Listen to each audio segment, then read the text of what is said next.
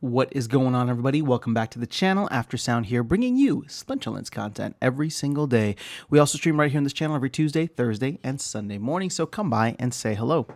All right, well, I wanted to talk about my last season of play and how a very certain card, I think, played a major role in allowing me to achieve one of the highest, rankings or ratings that I've ever gotten on my own without any help from delegations, without any renting. And that card, unsurprisingly enough, is Lux Vega. Now, okay, there's a couple things that I want to dive into here. Where I'm at with my deck, and you can see this from the Chaos Legion's summoners here, these are all gold level or less, right? So each of the rare summoners are level 6. My Yasik is still only level 2, so that's like for silver. Grandmaster Wraith is level 3 for gold. The only one that I have at that's fully maxed out is Quix the Devious, who is at level 4. So adding Lux Vega into the mix, whoops, I meant to press the other button. Adding Lux Vega into the mix essentially allowed me to have all of my bases covered, or like 99% of my bases covered, with having a maxed level summoner play the game. And if you've seen, if you've been playing the game, then you know that at the very least, Archmage loves to spam it. I'm sure other bots are loving Lux Vega too. So we're going to get to that in a second. But the thing is, between Lux Vega and Quix the Devious, I was able to achieve a Diamond 1 rating. Now, I didn't stay there. I got knocked back to Diamond 2, but I would say that it's actually quite impressive that I was able to reach that high in the first place. And again, we'll talk about ratings inflation in a second. But just to show you the deck that I was able to achieve that level with, again, I'm showing you the summoners here. I have two maxed summoners with Quix the Devious and Lux Vega. But the interesting thing is the rest of my deck really is just gold level. So if we look at, for example, let's go to monsters only, and we'll go to our legendary monsters here. You can see that across the board, none of my monsters are maxed out except for some of the rewards ones, at least the old rewards ones, so like General Shaunus, Jin Bilgka, and Harklaw, but the rest of them are sitting at level 3 or actually lower in some cases. So, again, and Coral Lurker, I only have one of these guys, or level, 1 BCX. Aggro Longtail, I only have 1 BCX. I do have enough Oshures, but I haven't maxed it out yet, so that's probably something that I should do so that she can play with Quix. But, you take a look at the rest now with, epics, and let's just focus on Chaos Legion. But, none of my epics are really maxed out. I think the closest that I have is a level 5, maybe? No, level 4 with Wave Brew, Jin Inferni. And then you go to your rares. So my Chaos deck is not anywhere near maxed, right? I don't even have anyone that is at the Diamond level. So the only place in which I have cards that are somewhat maxed out is the what's that called? The rewards cards, which are actually quite cheap now. And in the last season, I didn't have all of these maxed. So for example, I just decided to go, I played most of the season in Diamond, actually. I made it to Diamond from Gold to within like a day and a half. And so therefore spent, a majority of my time in Diamond and used cards like, cards like Naga Assassin, Twilight Basilisk, Gargoyle Devil, even Wavesmith, right? Wavesmith, and you can see Seedsmith, I decided to leave that one for now.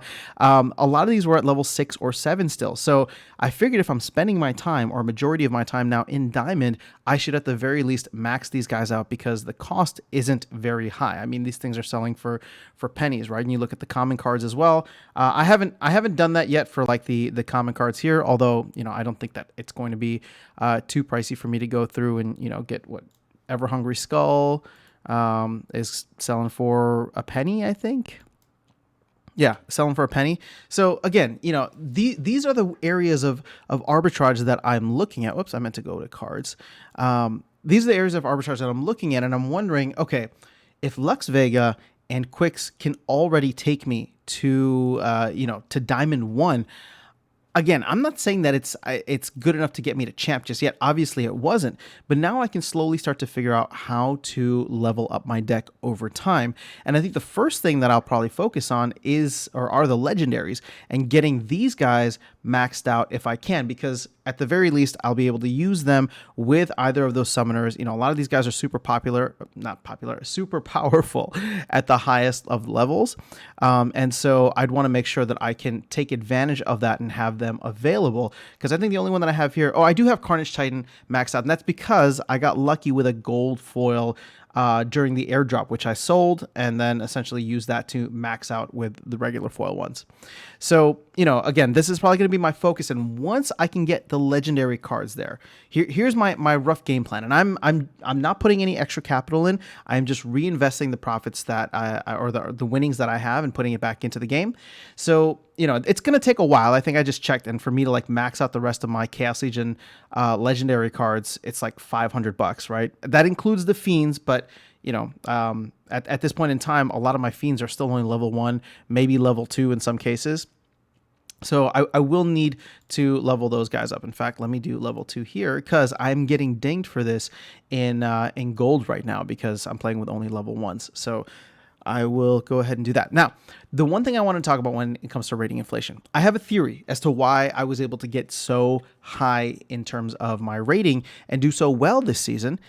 And that's because in my opinion, and this is why Lux Vega is super important. It's not dominant on an individual game basis, but just the fact that it can be used, and I kind of want to run an experiment with it where you can just take Lux Vega and then just give it all maxed rewards cards. Take one Lux Vega and one Quixodevious and just put in an account that has like all maxed rewards cards and see how it does. Now, granted, Chaos Legion and Rift Watchers are still a huge part of it, so I don't know how far it would get, but it would be an interesting experiment to run for one season and just see how it could do using the starter cards that are available and then using maxed of all of the other cards, all the rewards cards.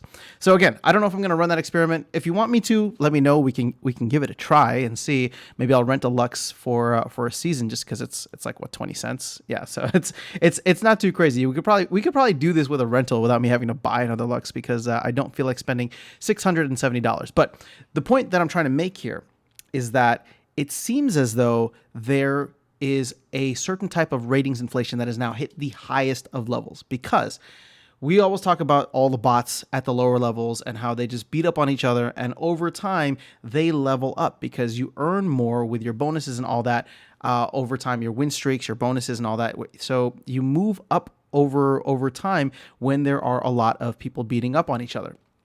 Well, what does Lux Vega essentially offer? 922 people the ability to jump in. Now, obviously, it's not going to be everybody, because I'm sure a lot of the players who own this card are already in Diamond, for example. But for players like myself who were in Gold, and for there's a ton of them that are out on rental right now. So, I mean, take a look at this. How many here can we see on the rental market?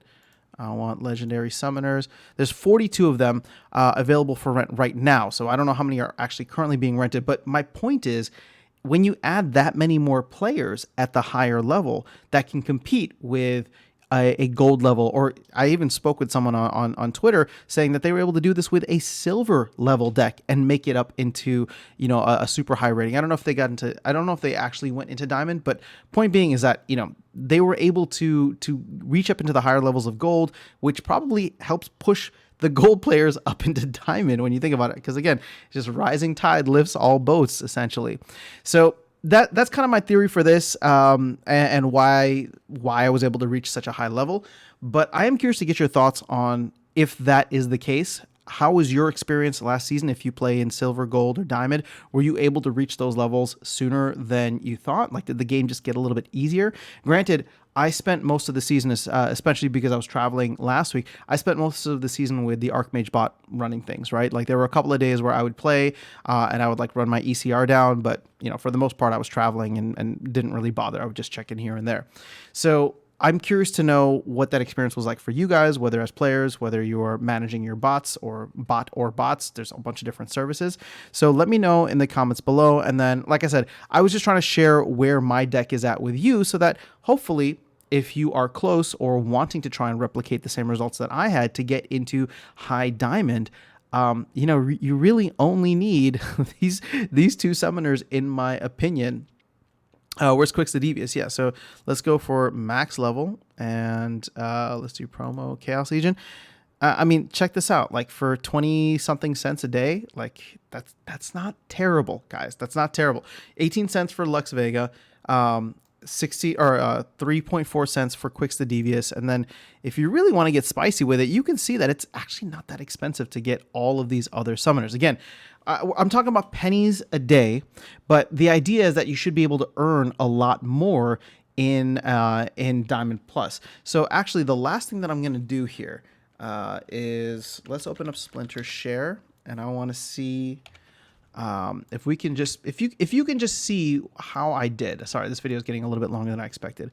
Let's not count that because that was kind of lame, but this was too good to be true. I got another Jin Oshana, so that was kind of nice. Gold foil, but for the most part, you know, here we are getting a good chunk of it in SPS. What is this? Roughly 70 cents. And my battle rewards. So this is another important element here, right? My battle rewards were about $1.33. And the value per chest was about 70 cents. So there's $2 right there. Here's another situation where you're over $1.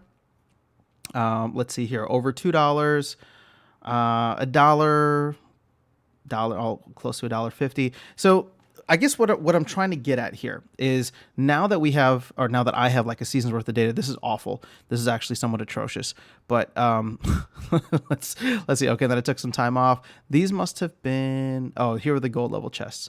All right, so we'll just keep that. We'll just keep that for now. It looks like we're averaging anywhere between $1 to $2. So if you can keep your rentals below $1, then you could be coming away with some profit. And like I said, obviously nobody's just starting with a blank slate where you need to go in and rent everything. But the good thing is that if you do have cards already, so for example, when Quicks can't play and when Lux can't play, let's say it's a Little League game with no dragon, I can sub in my other, gold level summoners and have them play. And, I may get the win, I may not get the win, but overall, we're still seeing a nice average across the board in terms of the rewards. So that's all I wanted to share with you guys. Let me know your thoughts in the comments below. I will catch you all in the next video and see you around the game. Take care.